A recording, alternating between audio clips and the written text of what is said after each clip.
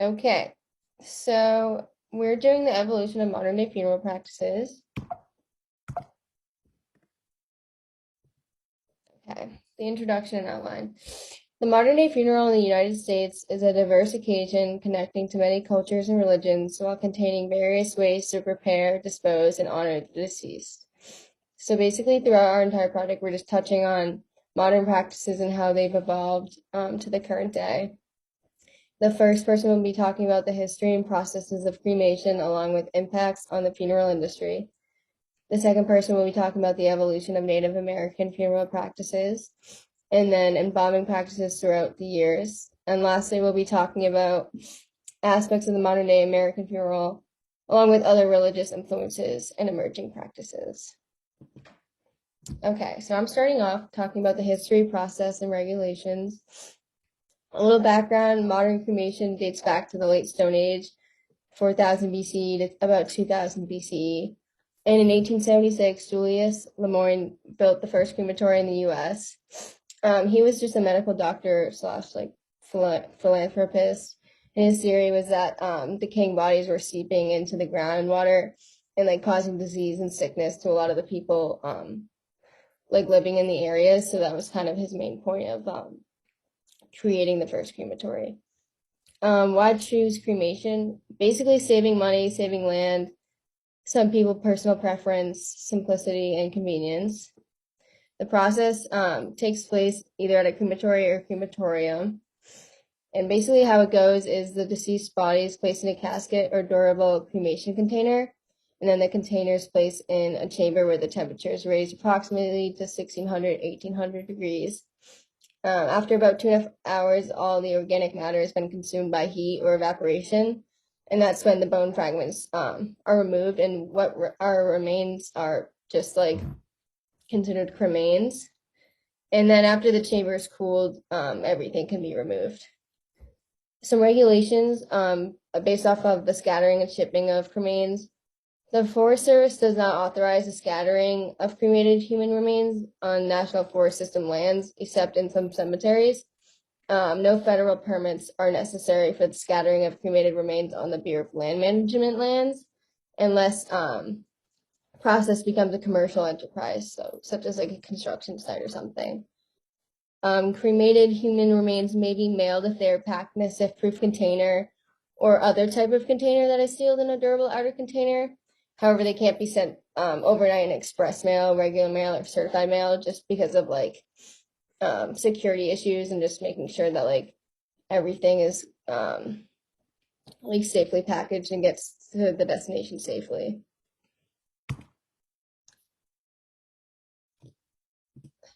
Oh, these are just some differences in final arrangements. A figure that I found in one of my sources, just of all the factors that had like an impact on people's final arrangements. And as you can see, religion is the largest factor determining whether people choose cremation. However, it's important to note that several religious groups outright forbid cremation as an option. When I was doing my research, I noticed that Islam, Orthodox Judaism, and some Mormons like heavily forbid this. And then some more conservative like Catholicism practices aren't huge fans of it, but it's not forbidden. And the analysis, cremation is associated with higher levels of education, employment levels, and incomes as opposed to those who choose the burial option. Typically, the people who are cremated are more likely to be Protestant than Catholic and tend to have been less active in religious activities. So basically, the main takeaway is usually the more religious someone is, regardless of what religion it is, they're more likely to want a burial. However, also there are other factors that play into it, so it just depends. And here's some additional factors. The relationship of the next of kin to the deceased person does have some effect on body disposition employed, such as like how they want their body to be like decomposed.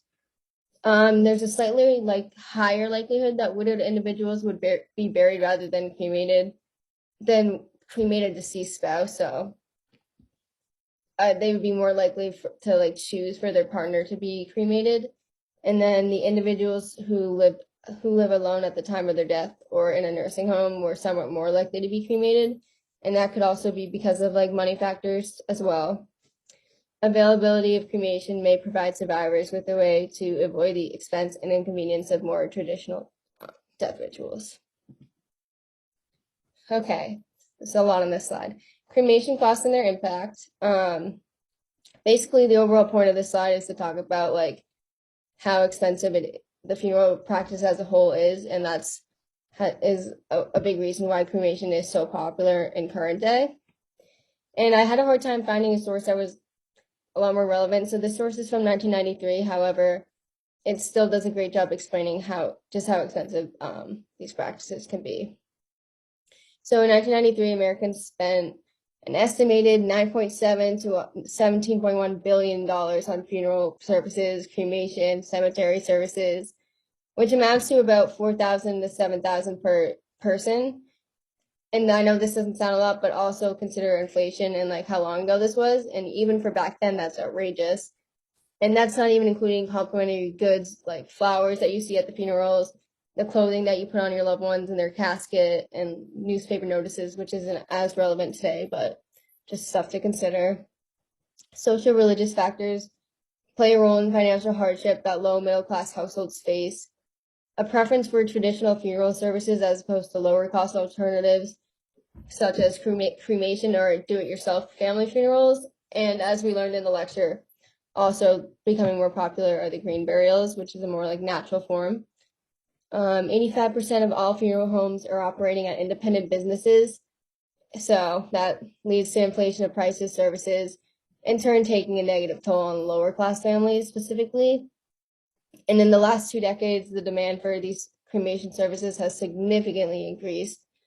From 1993, the average price being about $2,000, including the coffin, viewing, preparation, and bronze urn.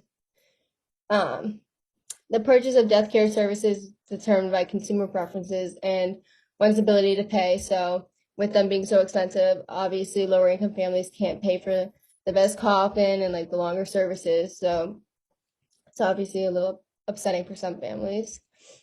The market structure features, the 4 main features, starting with uncertainty and demand. So basically, predicting one's death involves enormous uncertainty. Less than a quarter of adult Americans make pre-arrangements for death care services, and people die all of a sudden all the time, so it's really hard for people to predict. Information asymmetry. So basically, it's the agents who are the suppliers of the services versus the consumers who are the principals. And the main problem that results from this dynamic is the agents failing to provide principals with information to make the best financial decision. And this goes back to the operating on an independent businesses. So like it's all like for profit, which obviously leads to some corruption. Some principal agent failures. Funeral directors have economic incentive to take advantage over vulnerability, insisting on people to purchase top shelf goods to maximize preservation, which also is unfortunate because no matter how expensive like the coffin or whatever it may be, nothing will preserve the body forever. So it is a little bit of a lie. However, these fail to explain lower cost alternatives to traditional funerals. The do-it-yourself funerals that don't require services of funeral directors are the cheapest option. Inefficient pricing. So the probability of consumers purchasing services at artificially high rates increases. Pricing structures sound in highly concentrated markets with high death rates. And the impact, unequal distribution of income and death rates among households in the US. So these are just some statistics. 31.3% of African American, 27.3% Hispanic, and 9.4% whites. And considering the United States is for the majority populated by whites, this is showing like an extreme disparity among the races. So this is pushing minority groups below the poverty level. And I just made a quick note. This is an example of systemic racism impacting one's death rights, as minority groups suffering from income disparities are also the same people being charged more and more for the same services. I just provided some of these tables to talk about the average cost of certain or the certain fees for some of the services, such as like embalming and the cosmetology and the viewing facilities, the hearse. There's really like so much to consider like when planning for these events, which is why people often like end up hiring a funeral director instead of doing it themselves. And as you can see in this the figure too, the trend in cremation rights has only been increasing over the last, and this graph, the last like 30 years. And this table 2 over here basically just trying to show like the marginalization between the races, and like how African Americans are a lot more likely to be their lives to be taken through more violent deaths, such as like homicides and such. And going off of that, some more corrupt burial practices in the U.S.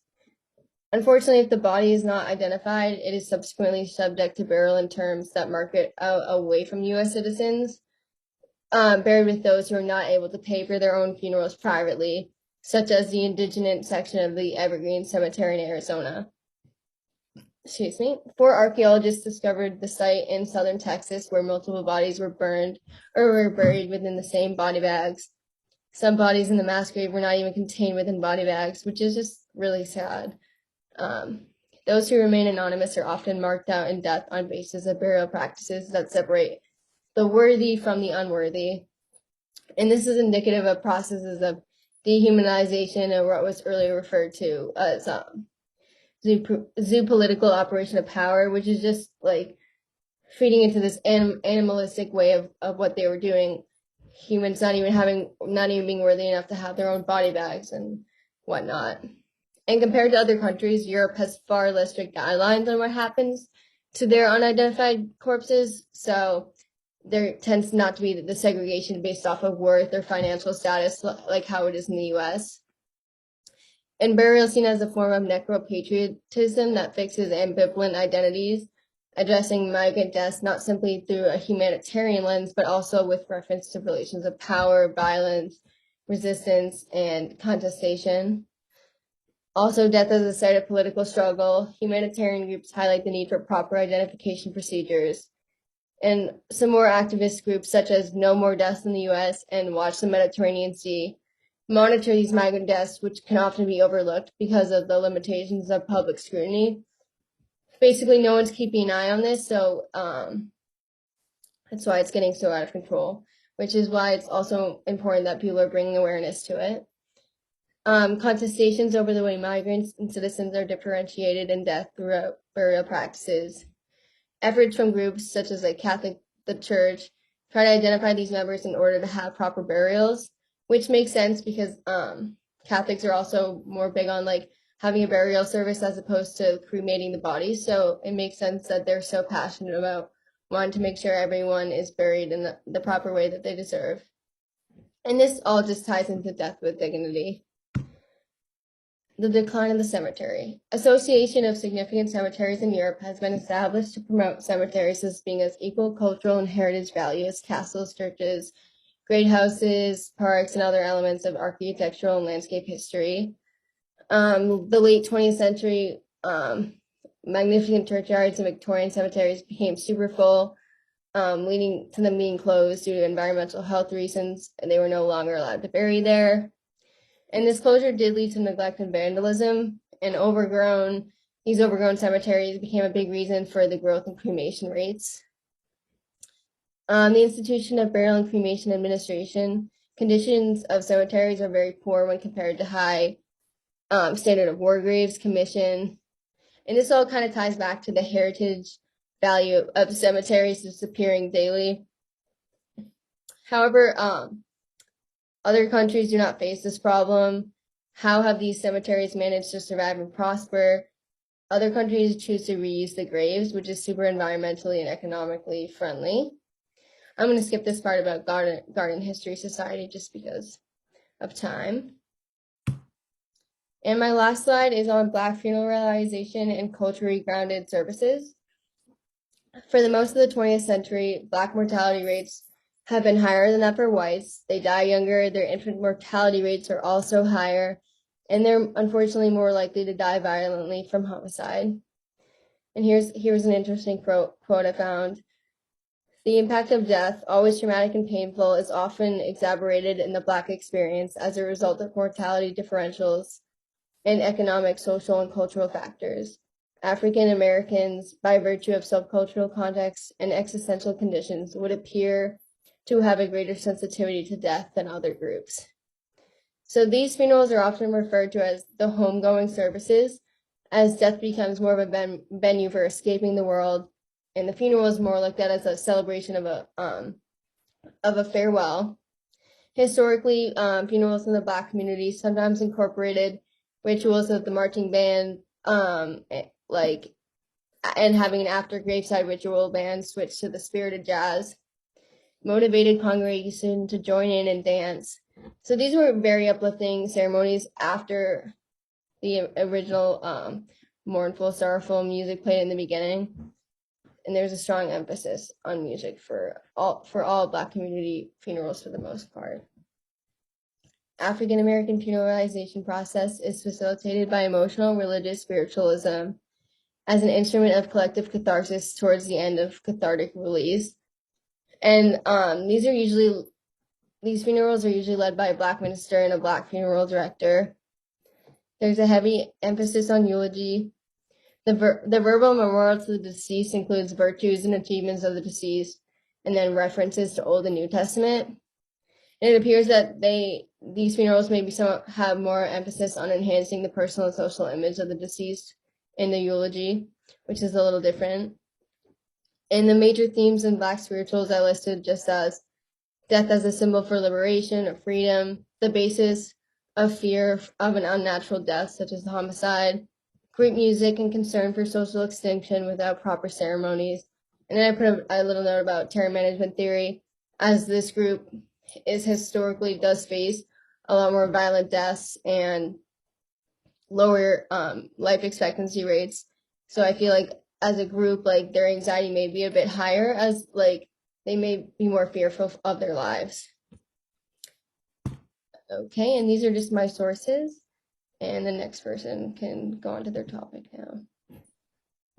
So the next topic is about Native American burial rituals and funeral practices, just to get a more cultural perspective, a different cultural perspective.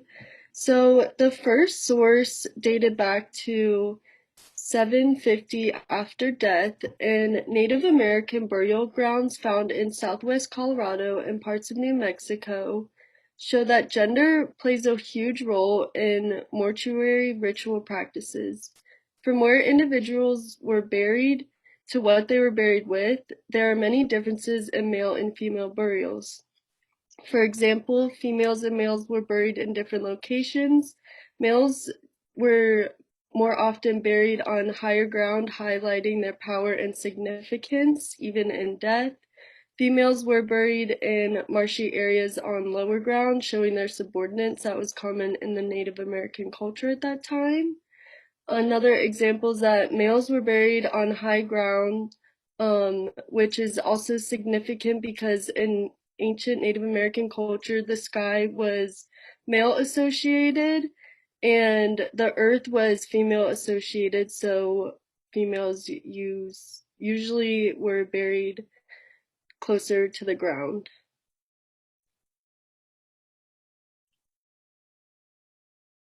The next slide, please. Thank you. Um, and then a little bit more modern, I found an article about the Hohokam Native American tribe, and their burial rituals were more focused on social status than gender. Where an individual was buried was focused on their social status as well as other factors like age, kin, and group affiliation. Gender was also a factor, but it was not as important as their social organization when it came to burials. And cremation was largely used by the Hohokam Native Americans. During their cremation rituals, all of the bodies went through similar treatments and were buried in a similar manner, despite their social status or gender, which showed equality and respect for everyone in the tribe. The actual burial was where the rituals became more personalized, depended on who was buried. This includes the location of the burial and what objects were buried with or around the person.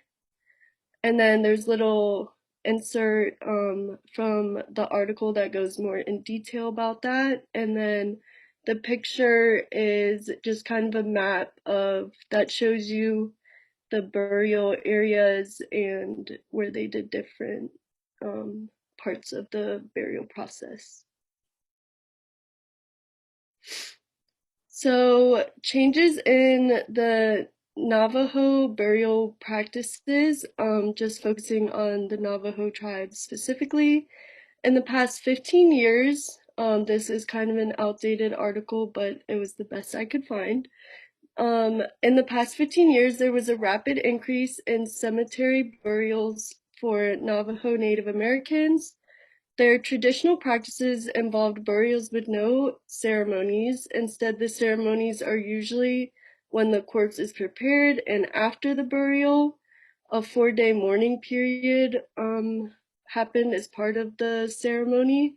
There was also a ritual for purification after that for the people who took part in that ceremony, so that everyone can return to their regular life.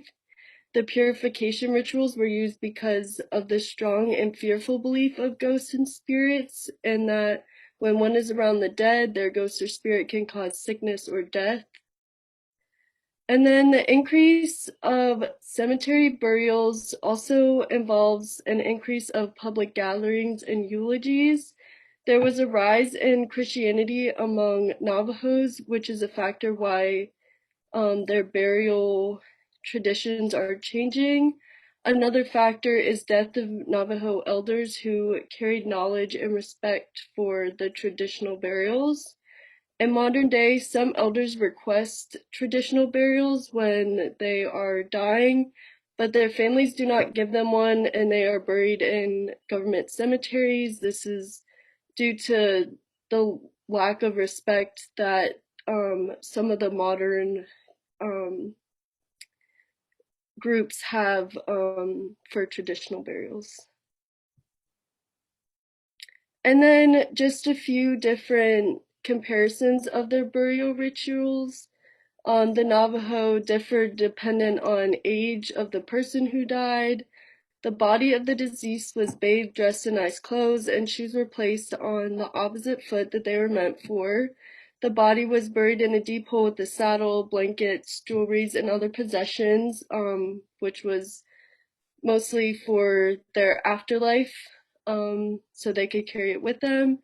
And then a different tribe, the Hopi, their rituals were no washing or preparation of the body. The body was placed in a sitting position, wrapped in blankets, and the face was covered in cotton.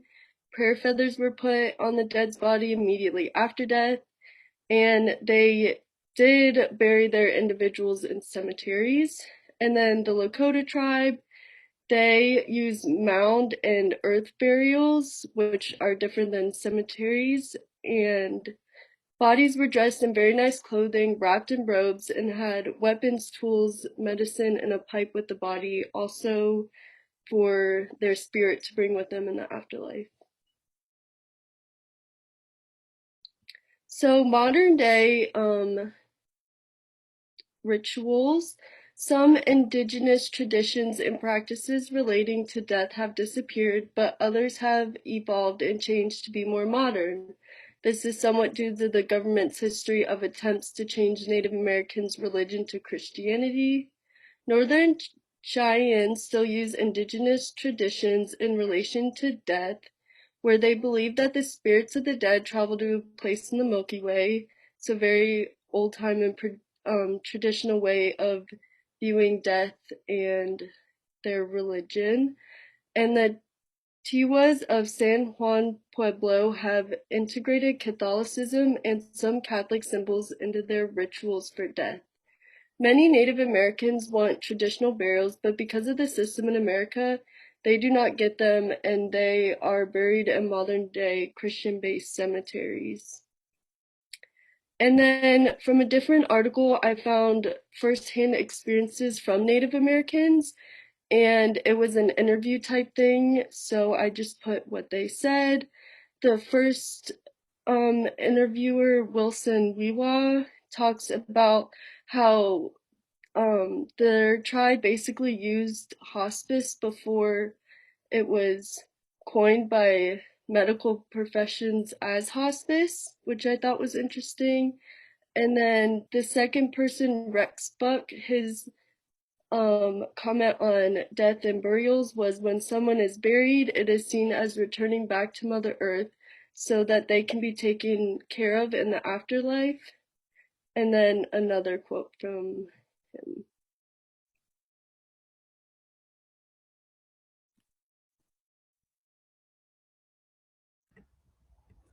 So my topic is embalming, which I have found can tie into terror management theory and the fact that even after we die, we are still focused on preserving our life after death.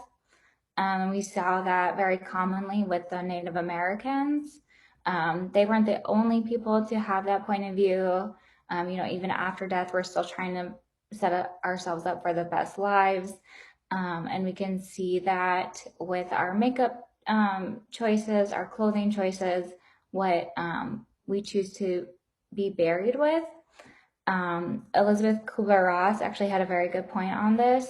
And she said in that quote there that basically having people being on display after death would be prolonging or denying that the person has gone. That can be related to the family members being in denial of that, but also if the person has chosen to be on display, continuing their life after death. And Native Americans are not the only culture that has history of embalming. We start to see that from 5,000 to 6,000 BC. The Chinchilla culture in South America had a very arid environment, so it was almost naturally preserving for their bodies. Egyptians, which are obviously the most common and what we think of when we hear the word embalming, use natural things like natron, herbs, oils, and resin to embalm mummies. The Persian culture also used honey as a preservative of their bodies. One common example of this is Alexander the Great. China also has examples of embalming.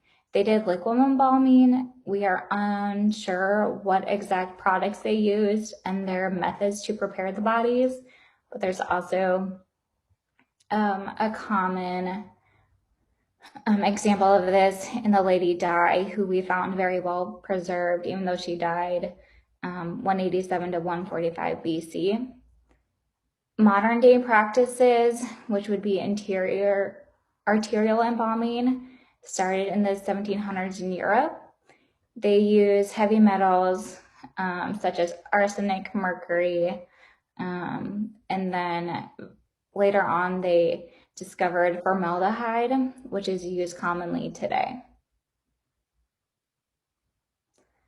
Embalming in the United States started about the time the Civil War happened. This was used for sentimental purpose.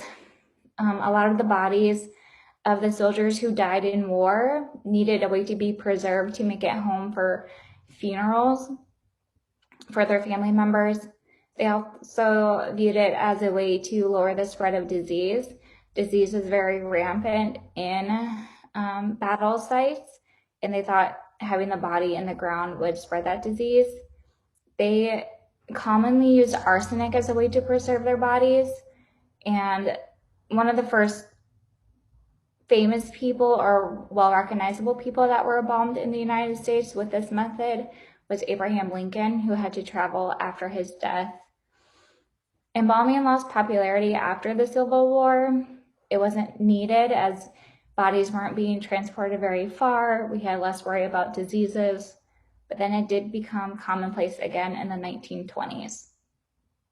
Around the 1920s, we established our first push for laws regarding the practices of embalming. And one reason for this was the evidence of poisoning. It was difficult for medical professionals to be able to tell after embalming with arsenic if that person had been poisoned with arsenic.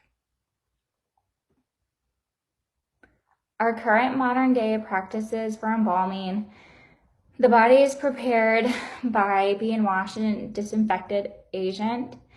The body is massaged to alleviate the signs of rigor mortis, so the body is able to be positioned in a natural resting pose. Often, eyes and lips are glued closed, and orifices may be suture closed to prevent seepage, such as the anus or vagina. The blood is then drained, and then the arteries are injected with a preservative. This does have to be done at a specific rate to avoid bloating or unnatural colorization. And commonly still used is formaldehyde.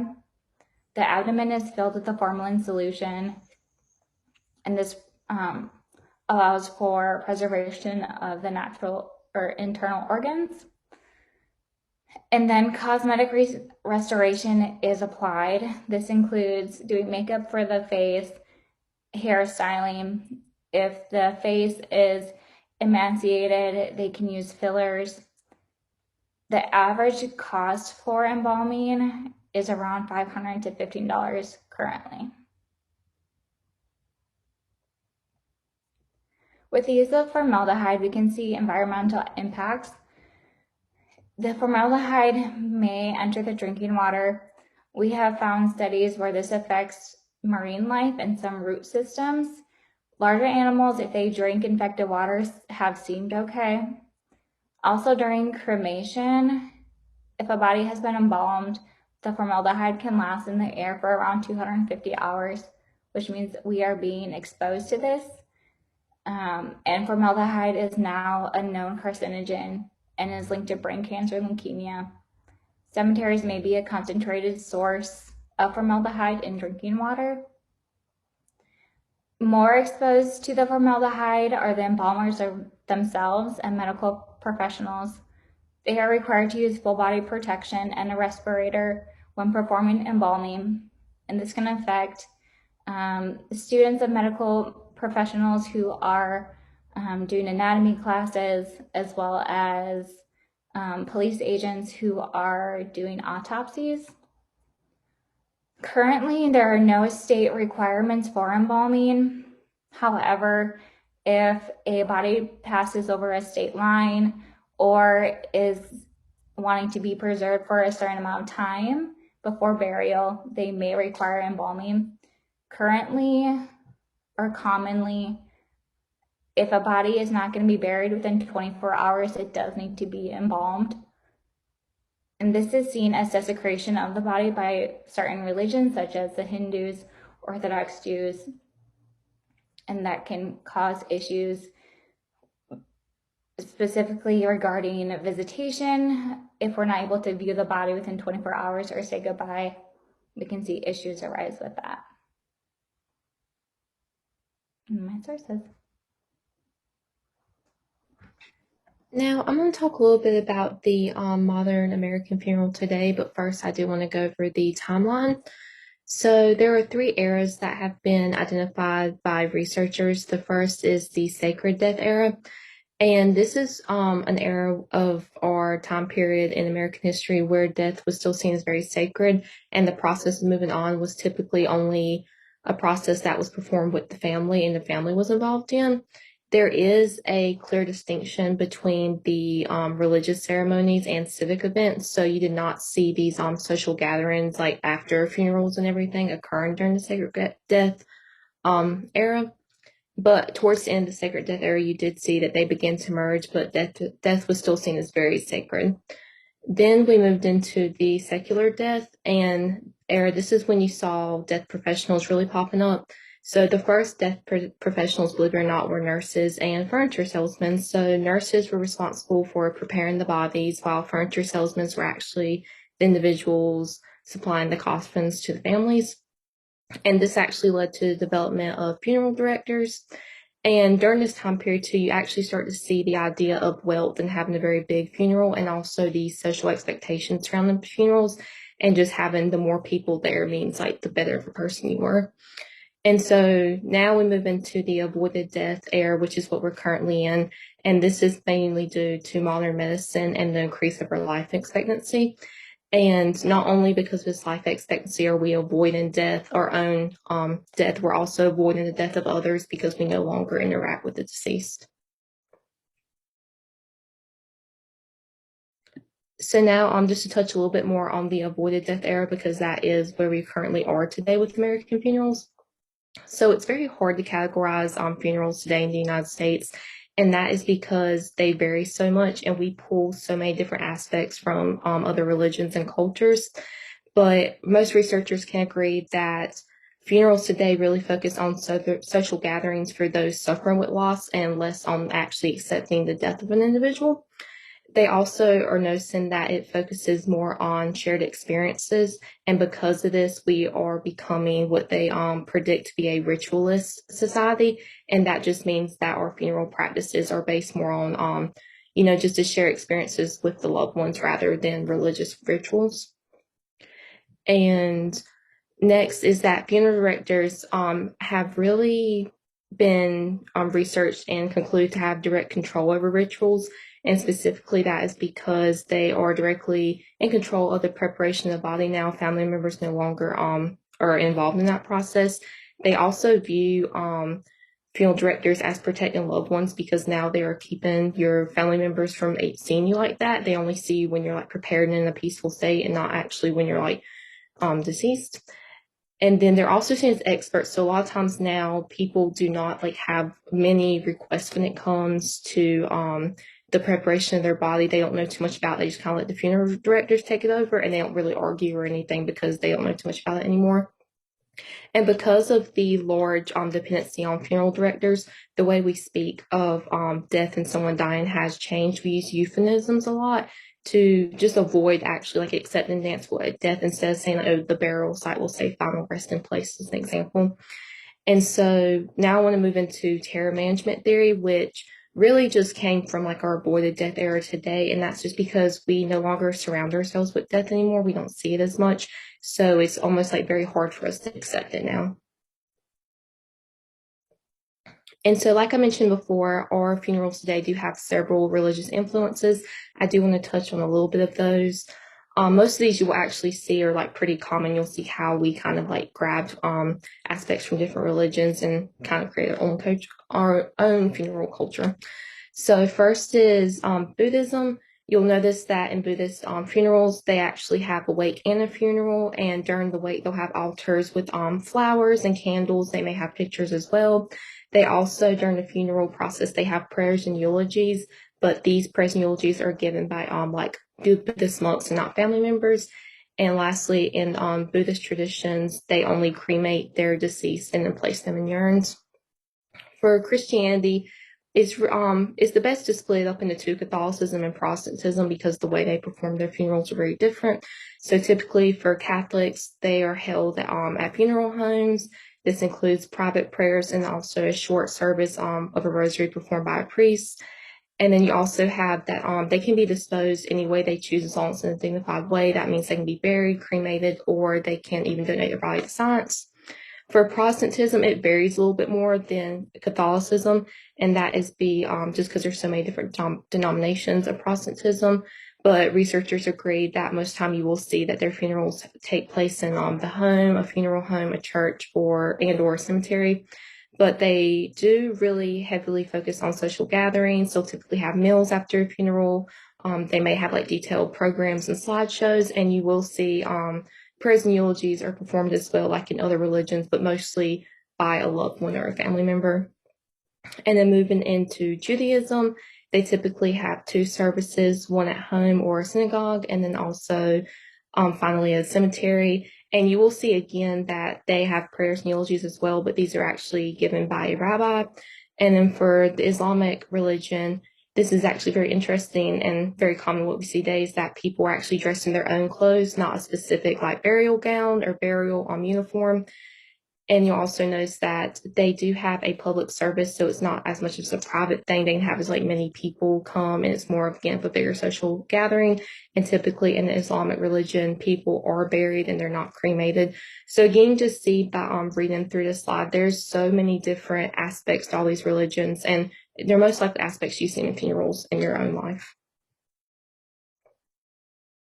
And so now I do want to touch a little bit about the terror management theory again, but more specifically on eulogies. So if you don't know what a eulogy is, it's just a public speech that's typically given during a funeral ceremony or ritual to honor the dead. It originally came from the word eulogia, which actually means speaking of or giving high praises. They originally started in ancient Egypt, according to researchers, but instead of actually being like a speech, they were non-verbal movements and dances, and this was specifically to honor the dead. It wasn't about the person giving the speech. And again, they eventually start popping up in other cultures and eventually involved in the speaking roles. And then eventually you move into the modern day eulogy, which many of you have probably experienced. Modern day eulogy actually shifted many times throughout like our American history, and we are now again in the avoid death era, so they've shifted again. And typically a eulogy is now given by a family member or loved one and not necessarily like a priest or designated individual. And eulogies are more focused on those grieving now instead of actually honoring the dead. And they do this because it's more of a way to like create immortality for the deceased.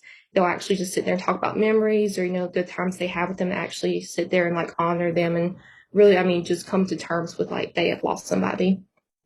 And there's also this underlying message of getting back to normal life. Often eulogies now, they'll say, oh, well, this person won't want you to do this, but we've come here and done this, and now it's time to move on. And again, this just goes back to terror management theory and just another aspect of avoiding it and just trying to like move past it without really acknowledging you've lost someone. And so finally, I do want to touch on the emerging funeral practices. A really specific one is cyber funerals. So this is a type of funeral that's new and we may see a lot more of down the line. And typically it's a memorial that occurs over like a webcast, or it could be on social media, such as like a Facebook Live, or it could be a recording that's later posted to like a web page dedicated to the deceased. Researchers argue that there are benefits and downfalls. So some of the benefits includes that more people can attend. So instead of, having these ecological barriers, now anyone can attend your funeral, no matter where they are, what time zone they're in or anything.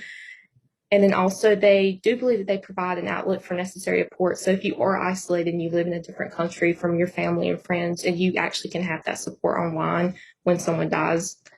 And then also too, they're coming to terms with this conclusion that you can rewatch the service, and that may be beneficial for people coping with loss because you can attend the funeral more than once. And also just as you're going through the grieving process, you can constantly check up on that webpage or video.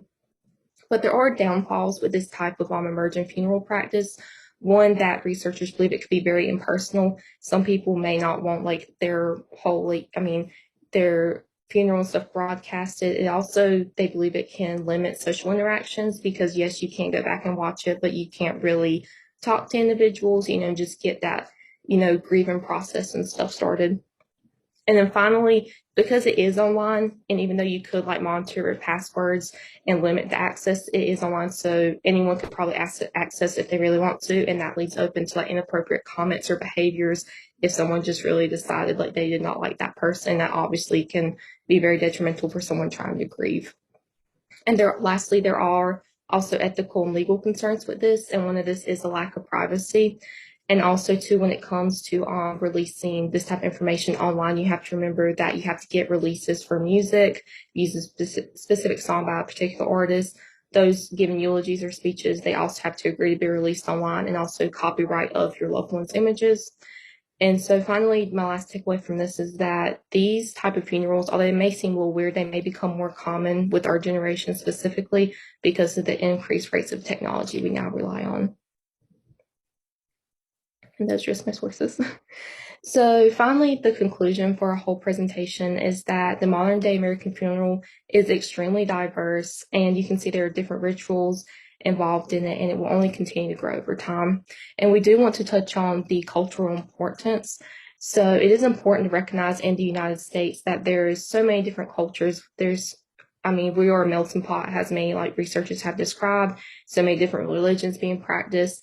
And it's important to remember there's not one superior religion or culture in the United States. And that the better we understand everyone else's culture, the better we will understand, I mean, funerals as a whole. And so just finally, some main takeaways from the different points of our presentation is that cremation is the most popular of decomposing services due to reduced finances and being more efficient.